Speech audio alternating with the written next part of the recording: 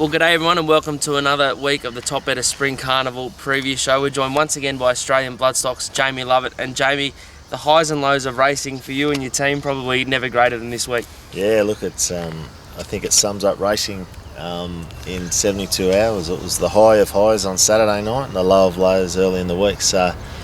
But you never get immune to it. You just got to pick up the pieces and look forward to what's ahead. I suppose there's the great saying, there's always another race, and so hopefully we can find something for you. But let's look at the good news first, and let's start at the top with Brave Smash in the Everest. Just a fantastic run. Yeah, look, very satisfying. As you know, the horse had his knockers, and a lot of people said he didn't deserve a slot in the race. But we always felt he was a horse that could do what he did. Unfortunately, going into the race, I think I might have mentioned his coat had turned, and his last gallop wasn't as good as we had hoped. So we were sort of a little bit guarded. And I think to look at him, even in the mounting, his coat's turned. He's probably come to the end of his prep. So he's an even better horse than what you saw Saturday. But yeah, look, very proud of the horse and everyone involved. And it was a fantastic event, as you saw. The ATC put on a amazing day, and to be part of it was very good, and certainly for the horse to do what he did was the icing on the cake. Jamie had him going pretty well in the run. Jamie Spencer, that is, Yeah. who was on board, and watching, you thought, gee, if he can get out at the top of the straight here, did you think he was a chance to? Yeah, look, I mean, everything went to plan. We decided an hour out from the Everest that they weren't making up ground in lanes 3, 4 and 5, so we sort of said we're going to have to ride him very negative, and Joe actually said to us, he said, look, I think we just let it all unfold and we drag him across and find the fence. And I guess that's the beauty of having these world-class riders, that they assess the pattern of the day. And so we dragged him across, and we sort of said, well, look, she will rein your map, that she'll cart you into the race. So, but amazingly, she fell in our lap at probably about 400, and so Corey got going on her, but then she didn't really find. So Jamie, he held her up, balanced our bloke up, and geez, at 300 I got a thrill. He really made a charge at him, and obviously Redzel was too good, but look, our horse was brave, and certainly I think we've got a lot to look forward to in the autumn next year. He could be he's a Group 1 horse, so he showed that. I mean, that's probably the best field of sprinters that they could put together, and our bloke got better length, so had an unsuitable trip. So after 1400 and a mile, he might be Doncaster or something else. Okay, so he's off to the paddock now? He's in the paddock now, yeah. Done his job, 4 starts in Australia for 3 placings and a win in a stakes race, so he can't have done any more than what he's done. Yep, and I suppose on Saturday the good times kept going with these Japanese horses, because Tozen Stardom got his Group 1 win that he richly deserved. Yeah, look, that sort of set him up. That was always the plan for him, and amazingly we kept getting these bad barrier draws, but he got a peach of a ride from Lane, and to be fair, I think you and I discussed it last week, it wasn't as brutal as the previous barrier draw, because there was a lot of get-back horses, so he actually got to slot in, albeit he was still 4 wide. It was a really good win, and he tracked into the race, and he probably looked like the winner at the 600, didn't he? He was travelling that good. He had a lap full of horse, and when he let down, I was pretty confident on the turn, because there's not many horses in training that have got a sectional that he can run, and he was very good at the line. So he'll now go on to likely the Group 1 mile race on Derby Day. Perfect. All right, and then Big Duke just topped it off as well for you on Saturday with a good win, but perhaps it looked like there wasn't too much left in the tank at the end there. Yeah, which is great. I mean, Brenton said he's run. He said, look, they could have done another lap, and that other. He's that sort of horse. He's a brave bugger, but he said he blew out. He had a really. I stood in the mounting after. He had a good blow, so that's a really positive sign, because he'll come on from that.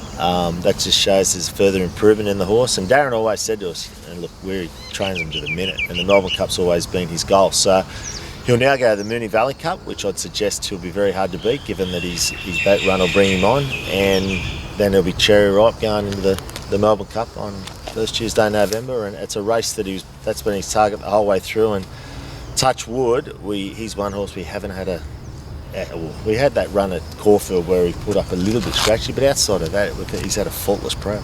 Now he is in the Melbourne Cup field as it stands, so is there a jockey booking? I've got to confirm with Brenton, but he's been ringing me, so I'm tipping that he's not getting off. Okay. So, but he got a lovely ride there on Saturday. He it was a textbook barrier 2, suck up, don't spend a penny, and then as Darren Flindell said, he was swinging on him turning into the straight. So that's one of the from an ownership perspective, there's not many better things in racing when you're at Randwick on a big day and your horse sucks up over the rise and he's got a lap full of horse, and it was pretty exciting. All right, now that was a pretty good Saturday for you guys, but then it took a bit of a turn on Monday. Just shattering. Really feel for the guys, Matt Scown and Shinya, the Japanese fella that we sent over. I mean, they've lived and breathed this horse for the last 7 weeks now, and we get 4 days out from. I think we backed him into favourite on Sunday night. We're that confident with the horse, and he's just one of those mysteries. I guess he's just come unstuck and he's in a bad way. So it's shattering, but it's you just got to move on. I can't do anything about it, and we're all. As I say, I just really feel for the guys that are with the horse every day, because I know it's not human life, but to them they got an affinity with him, and just to see him distraught the way he was, it was a pretty sad day. Obviously, it's something that's tough to talk about. Obviously, you're taking it quite hard, which is very understandable. But is it a strange sensation to, after having so many almost victorious speeches on Saturday, to suddenly be facing the media in such a different mindset? Is it really weird to have that media scrum around you? Yeah, look, I turned the phone off, to be honest, because what do you say? And you can't.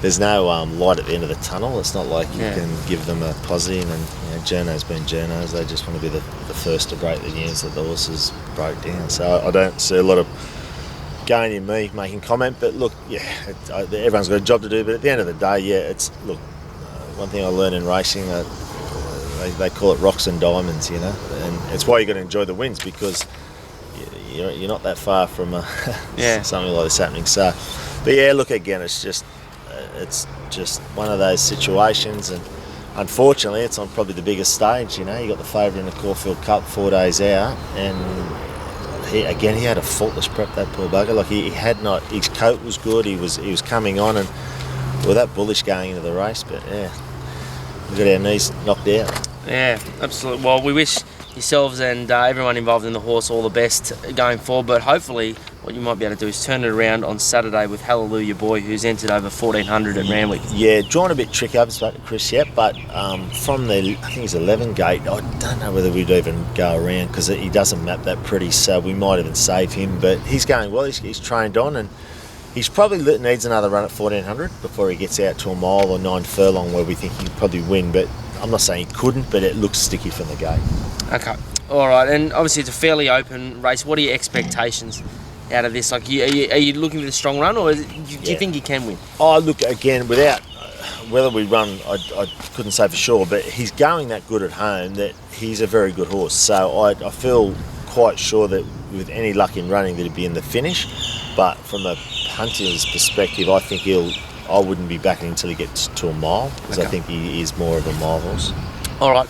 We'll just press forward a little bit. Some of the internationals. Red Cardinal still looking good at Werribee? Yeah, look, he's ticking over really well. He had a really good hit out on last Saturday morning, and today Thursday, I think he'll have another hit out this morning. He would have just been on the grass there at Werribee without having a strong gallop. They do some fairly strong work, but again, he's on track.